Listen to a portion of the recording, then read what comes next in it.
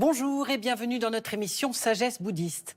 Comment vivre l'enseignement du Bouddha aujourd'hui? Comment le Dharma peut-il nous éclairer dans nos vies partagées entre famille, travail, soucis du quotidien, mais aussi inquiétudes plus profondes? Nous chercherons aujourd'hui à répondre à ces questions grâce aux enseignements du grand maître bouddhiste de la tradition de la forêt, Ajahn Sumedho, dont nous recevons aujourd'hui sa traductrice, Jeanne Chut. Plus que des solutions, Ajahn Sumedho propose des recommandations pour accepter les aléas de la vie, des difficultés du quotidien qui nous affectent tous, aux plus éprouvantes comme les chagrins, les conflits ou la mort. Il nous propose aussi d'être sensibles à ce qui est, d'actualiser l'absolu qui est en chacun d'entre nous.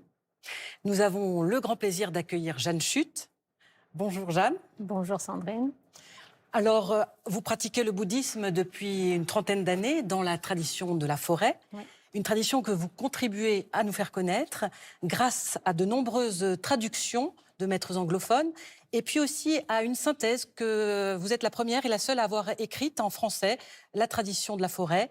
Et puis en outre, vous venez de rééditer L'Esprit et la Voix d'Ajahn Sumedho qui rassemble ses enseignements sur le bouddhisme et notamment sur la façon dont il peut nous aider au quotidien. Tout à fait.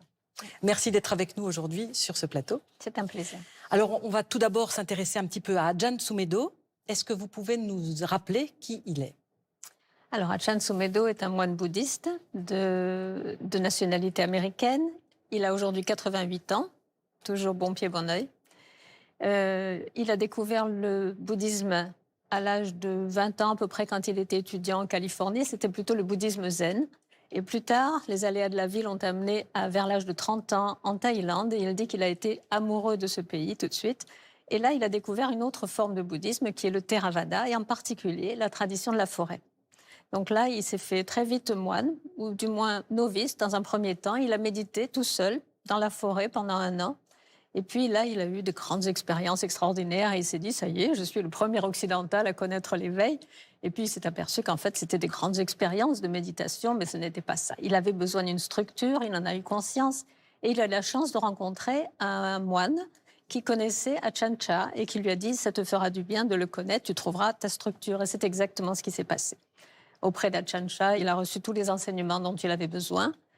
Et il y a une anecdote amusante. Ajahn Chah, avant l'arrivée d'Ajahn Sumedho, a senti son approche. Et il paraît qu'il y avait des villageois qui étaient en train de construire dans son monastère des petites cabanes de méditation pour les moines. Et il s'est approché d'eux, il leur a dit, celui-ci, construisez-le avec un toit un peu plus haut parce qu'on va avoir un nouveau moine plus grand. Effectivement, Ajahn Sumedho est très grand. Alors, il n'est pas resté en Thaïlande, il est allé aussi en Occident. Oui, Ajahn Chah lui a fait très confiance, très vite. C'était son premier disciple occidental, mais après, il y en a eu beaucoup d'autres. Et il lui a fait confiance. D'abord, il lui a confié la direction d'un monastère en Thaïlande où tous les enseignements seraient donnés en anglais par lui.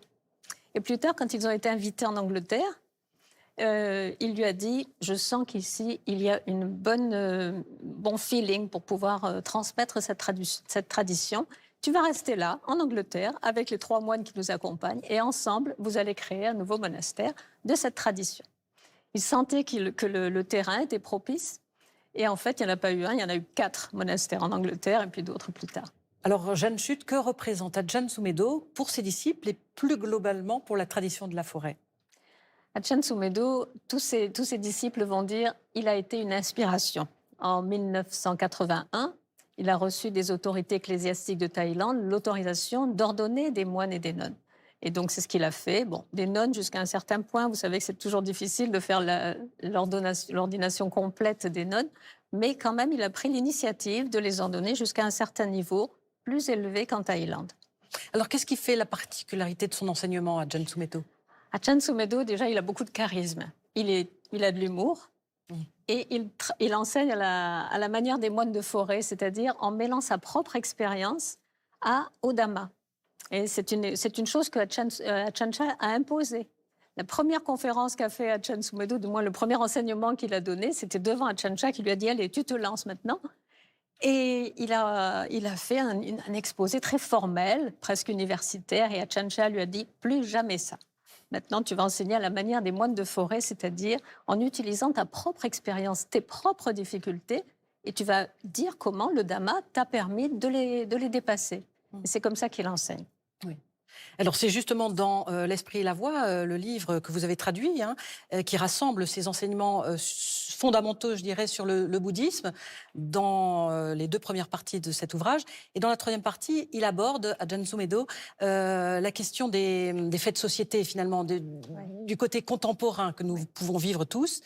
Et c'est sur cette partie, justement, que nous allons un petit peu travailler.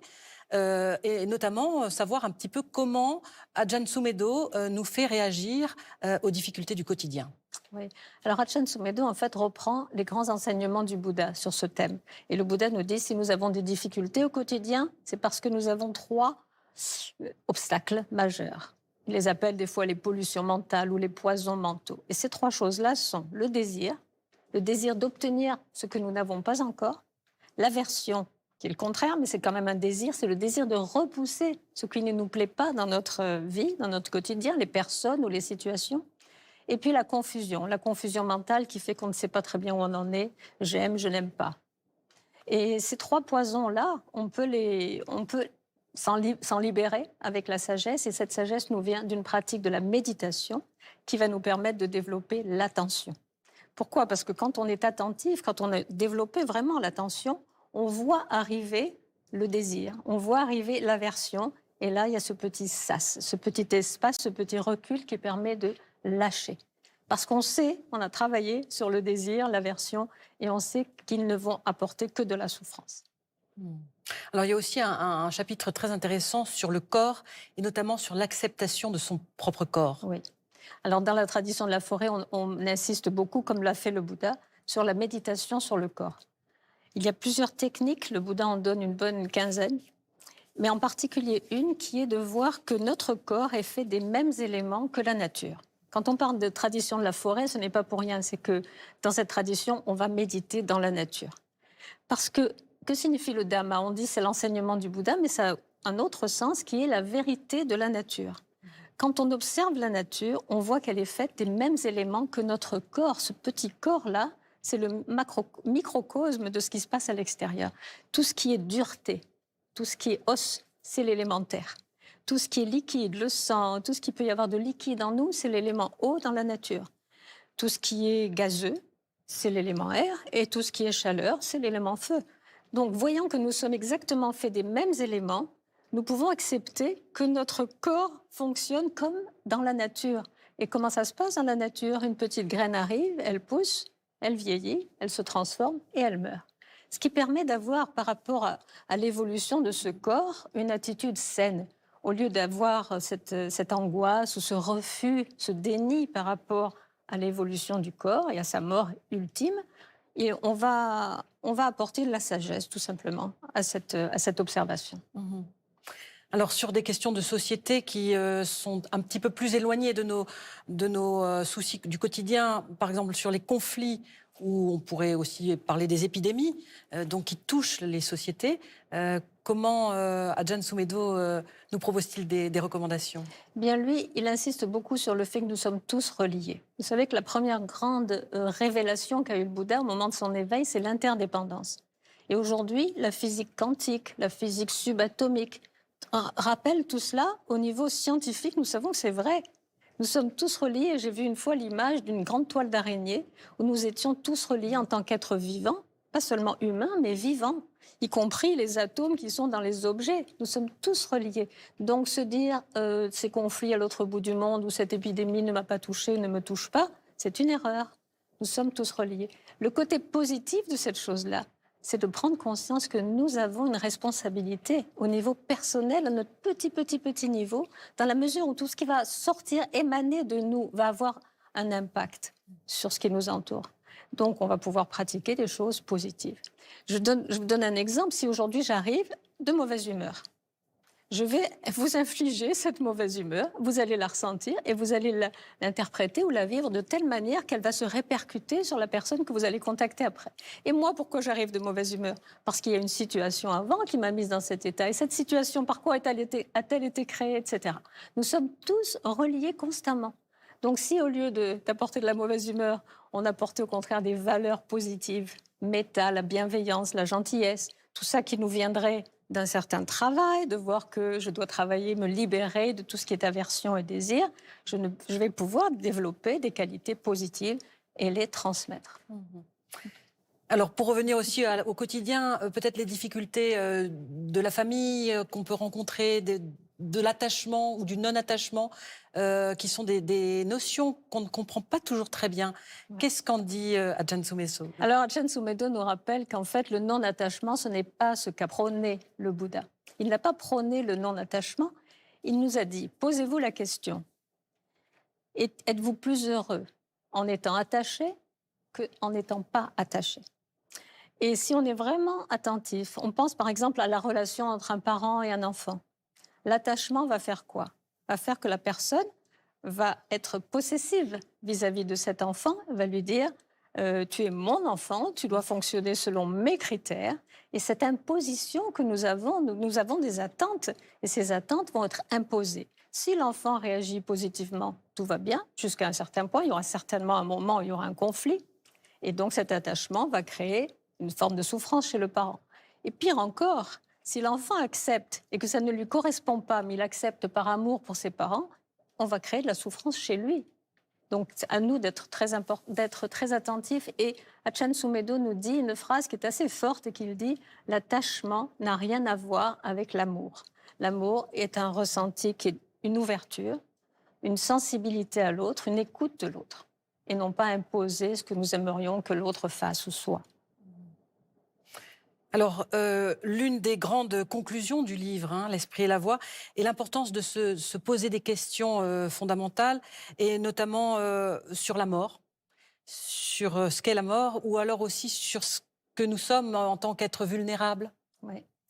Oui, il parle de l'éducation en particulier. Il dit que nous devrions, nous, en tant que parents, mais également en tant qu'éducateurs, transmettre à nos enfants des valeurs universelles. C'est-à-dire voir que nous sommes tous semblables. Au lieu de mettre l'accent sur nos différences, sur ce qui nous sépare, mettre l'accent sur ce que nous avons en commun. Nous avons tous ce corps qui va changer et finir par mourir. Nous avons tous ces désirs, ces aversions, etc.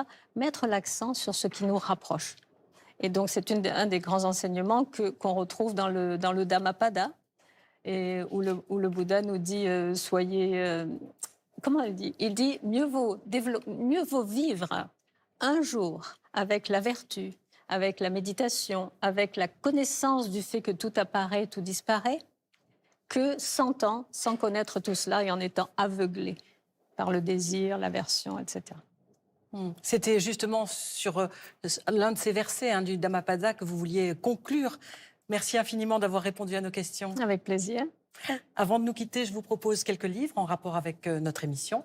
Tout d'abord, L'Esprit et la Voix d'Ajahn Sumedho, édition Le Prunier Sully, traduit et présenté par notre invité Jeanne Chut. Il s'agit donc du livre qui a nourri notre émission, Les enseignements du grand moine bouddhiste de la tradition de la forêt, qui aborde la doctrine et la pratique bouddhiste avec de nombreux exemples tirés de sa propre vie et qui ne cache rien de ses faiblesses pour mieux nous les faire comprendre et pour nous apprendre à les dépasser. La tradition de la forêt, histoire et enseignement des grands maîtres du bouddhisme Theravada de notre invité Jeanne Chut, édition Sully. C'est le seul ouvrage qui décrive cette tradition venue de Thaïlande, implantée en Occident à partir des années 1970 et dont la raison d'être est la simplicité et le lâcher-prise. Un ouvrage très documenté, particulièrement vivant, avec ses anecdotes et ses extraits d'enseignements de maîtres célèbres de Thaïlande. Le premier enseignement du Bouddha du docteur Rewata Dhamma, édition Claire Lumière. L'auteur moine de la tradition birmane traduit et commente ici chaque verset du sermon de la roue du Dhamma, le premier sutta énoncé après l'éveil du Bouddha qui fonde tout son enseignement. Voilà, c'est la fin de notre émission. Merci à tous de l'avoir suivi. Vous pouvez la retrouver durant un mois sur la plateforme de France.tv. Très heureuse journée à tous et bonne semaine. Merci.